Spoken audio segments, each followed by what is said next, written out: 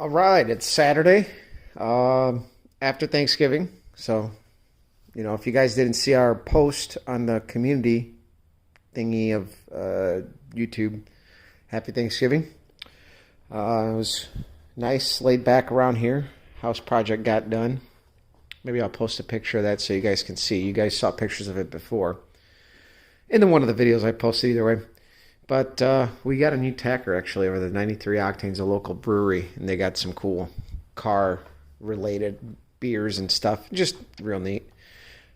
Got a new banner too. Found that one lying around here. I don't even know where it got that from.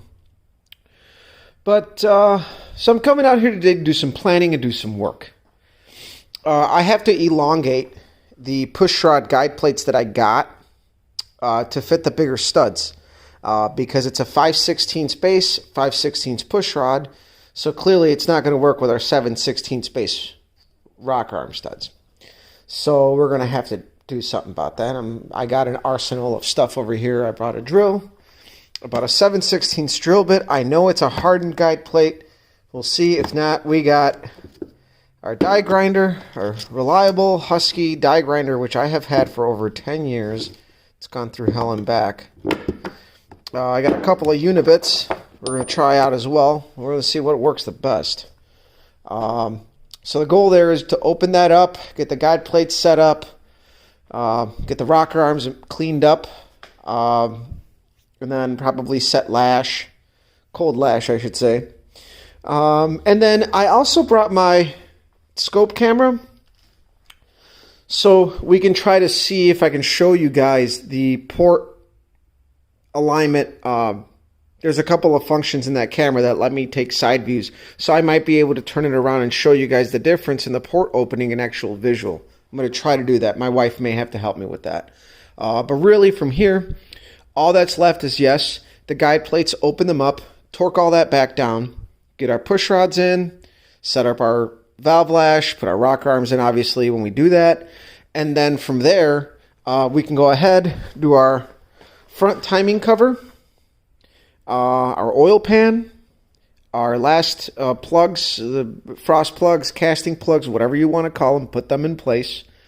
And really from there, we have to open up the intake. That's going to take me some time, but now that I'm done with house projects, I have a lot more time. So I'm probably going to be doing this intake probably at work, just because the air compressor there will keep up a lot more than my 30-gallon here. So I'll make quicker work of it. But that's the goal today, is just to come out here, do a couple of things, get back on track with this. Not that we've really fallen off track, but the last thing I did was degree the camshaft and all that stuff last week. I believe it was last week. I think it was last week. I don't know. Time has a weird way of flying, but being stagnant. So either way, we're going to get all that done. And I'll check back in with you guys on this video when I get to a good point where I can show you guys what we got going on. Yeah, let you go. All right, so this out of the way. It's an empty. So I got my guide plates, right? I just wanted to show you guys how much I had to open them up, so you can see how much bigger they are. Now it's no longer slotted, but I do have some adjustment. So who the fuck am I gonna lie to? I'm not gonna kid myself here.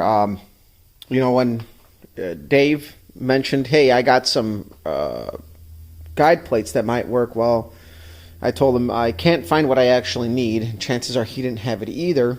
He might, I don't know.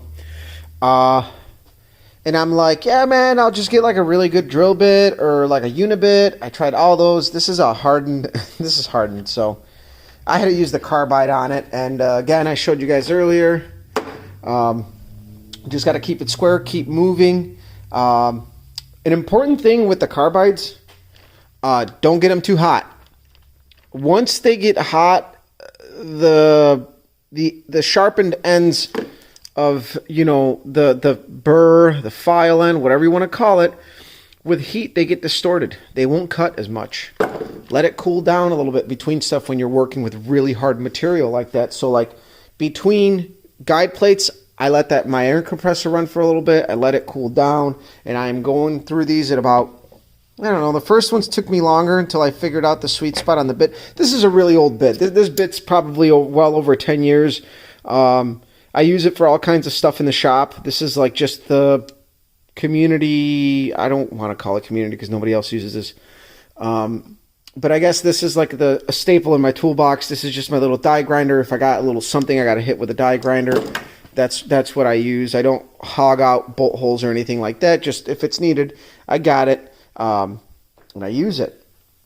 So it is fairly old and fairly beat, but you got to find the sweet spot. And so I got one more left. On this side, I already got my lifters in, my push rods, my rocker arms. They're not set up yet. They're not lashed. These are clean, and I just laid them in here because this is a safe spot for them. I got to install the lifters. Now, one thing. I like the Permatex Slick Red, and I thought this would be a really good point to bring up. So this is the Ultra Slick. This stuff sticks to everything, but it also drips off.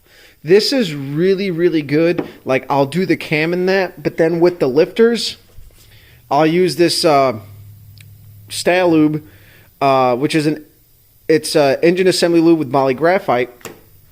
I use that on the lifters because it's super thick. It actually sticks to the lifter. Here, let me move some stuff here. You guys can see it's not oozing or anything.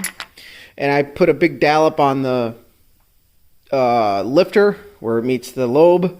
And then I put just a ring around the base of it. So as it slides through, it leaves a little bit on the lifter board itself. Again, important stuff. Knowing your assembly lubes.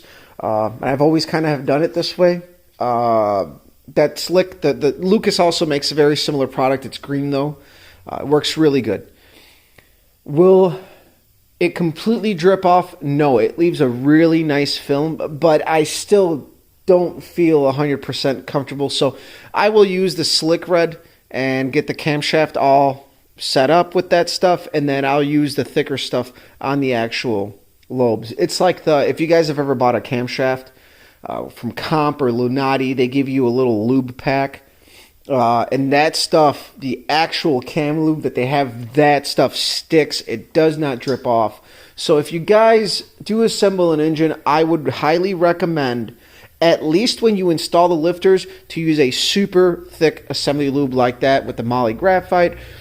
A lot of moly graphite isn't good either, though, because once that stuff's in your oil, this is a big reason why you have to dump your oil after break. And not only is the dumping of the oil after your initial run or break important, it's important for a few reasons. Any debris, dirt, bearing material that's freshly coming off the engine, because you're going to scrub some material off, not like scratch it or anything, but any debris, any assembly lubes, everything is going to find its way into the pan. And you don't, especially the assembly lubes, you do not want that constantly in your oil, because one of the biggest risk factors is oil on the cylinders. You'll never get a good crosshatch pattern. This is why it's also a kind of a controversial point as to what you actually use to install your pistons. I use a little bit of transmission fluid because it's thinner.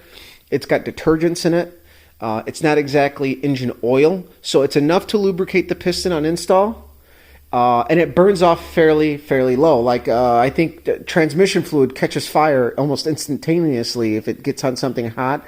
So through the process of the engine running, you're not going to have a material in there or a assembly lube in there that is clinging and not burning off. It's got a higher burn rate, whatever. So I use transmission fluid on the pistons on install. But as far as on the cam, I would highly recommend something like that. So I figured I would bring up that point. I got one more guide plate to do, and then I'm going to set up Valvelash, and then we'll talk about Valvelash once I get there. All right, guys. So I got my wife helping me for this video. So I got my bore scope in there, and I'm going to let her get up here and show you guys. I got the camera set up just right because I have a sidewall camera as well. So what you're seeing right there, this is the cylinder head. We're looking at the roof of the cylinder head, and this blob of aluminum here and this line, that's how much material we actually have to remove from the intake to align the port. On the floor, there isn't as much to remove but it mainly is on the roof of the intake, and that's where it sits. So that's where I was talking about, like, can I get a better one? Right there, look, check out that drop off right there.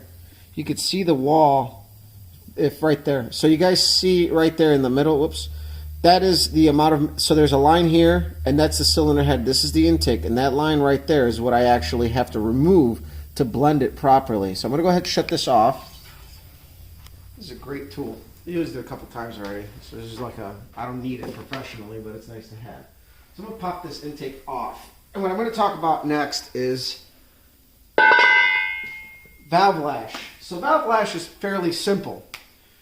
Valvelash is the clearance between the rocker arm, the roller, and the top of the valve stem. So lash is an actual clearance, and when you're talking about a hydraulic lifter, like a hydraulic flat tappet, you're actually talking about lifter preload because you are actually loading that plunger up. Now, I learned this on my particular setup. You got all these old guys that work on cars, and they're all like, my valve train's too loud, and I gave it a quarter turn, and then another quarter, and then another quarter, so they had like 3/4 of a turn. Here's the problem with that. That actually makes an engine run worse. Your engine will actually run a lot better with less preload. When I ran the Microtrol lifters and the Lunati, I had the second biggest hydraulic flat tappet cam for an Oldsmobile in my last engine. I ran the lifter preload at about just a hair over 5 thousandths. And the engine, the idle smoothed out, the RPM, I was able to rev it higher, which is an old trick. Zero, like no lifter preload allows the engine to rev up faster. Some of the valve train noise that people hear is just inherent in the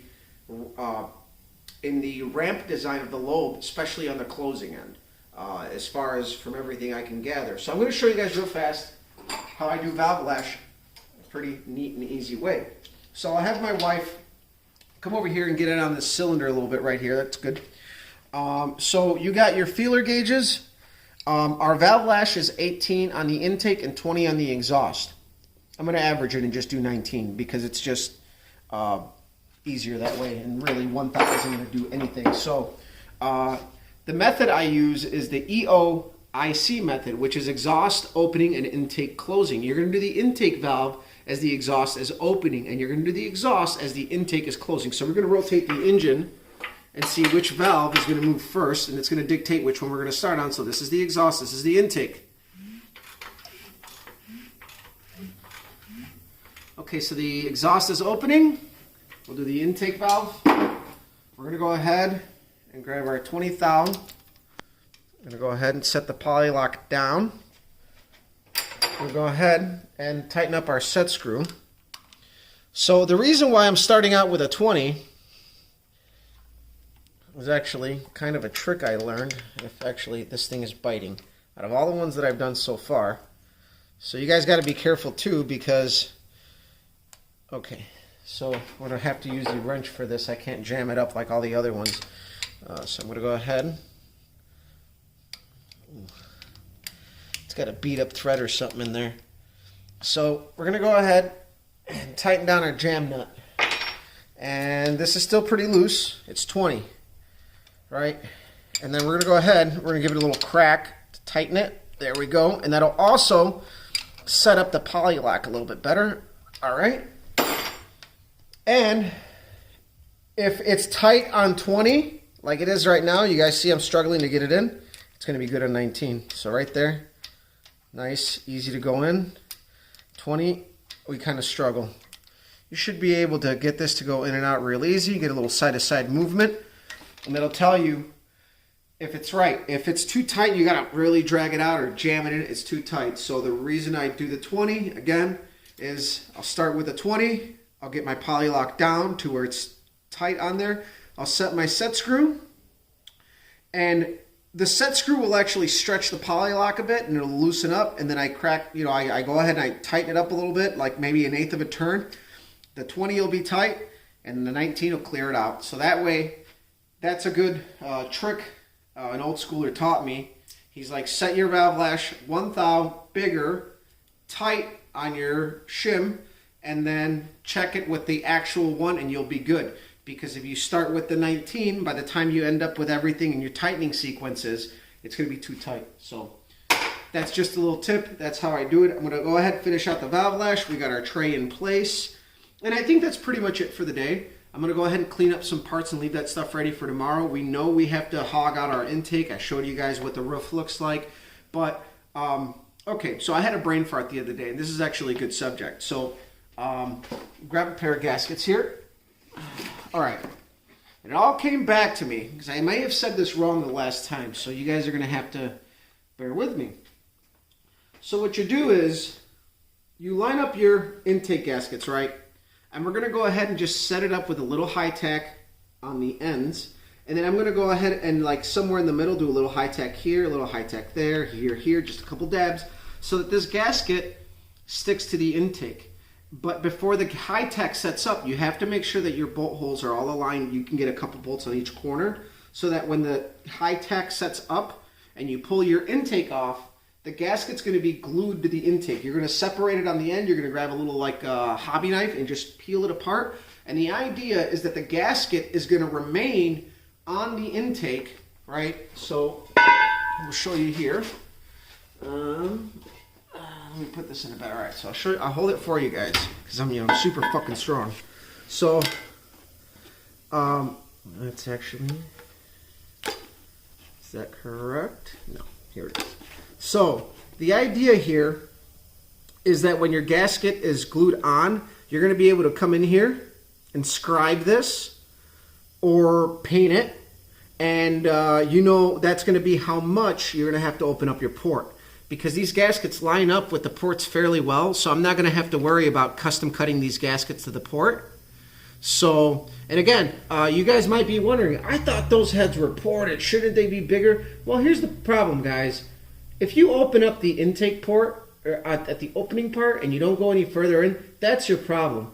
It gets tighter as it goes in. You need to start at the bottom and go all the way out. So, and another thing too is you have to imagine the airflow going in. Raising the roof on an Oldsmobile cylinder head really fixes things up, because this is why they call it a dog leg. It goes kind of up and down, looks like a dog's leg when he's sitting down. So if you were to fill the floor, which is all dead area, and raise the roof, the air would have a straight shot into the valve. And that's why, that's one of the biggest problems with an Oldsmobile cylinder head is that dog leg, and you don't have enough material to raise the roof up that high. So you got to worry about like filling the floor and raising the roof. And an NHRA stock eliminator, I actually was recently reading about guys on the exhaust side will actually fill most of the floor and leave what they need, but open up the port on the inside outward for volume. But now you added volume, you repurpose that volume. So you fill the floor, you widen it out, and now the exhaust has a straight shot out, which most people would say the exhaust is going to find its way out. But again, I do a lot of reading. I love to read, I love info. So I hope you guys enjoyed this video. Share, like, subscribe. I hope that helps you guys out with Valvelash, and I hope I kind of re-explain this a little bit better. But when I do the intake, I'll do stuff along the way on that, because that's going to be very particular on that as far as opening that up. So we'll let you guys go. From this point, it's just timing cover and oil pan gaskets, and that's it. We're pretty much on the tail end of this thing. The biggest thing is the intake, and in the next couple weeks, I'm going to open that up now that I got my evenings kind of freed up, and I'm not really going to start anything major until the beginning of the year. So we'll let you guys go. Share, like, subscribe, follow me on Instagram, Copper Colors. We'll see you.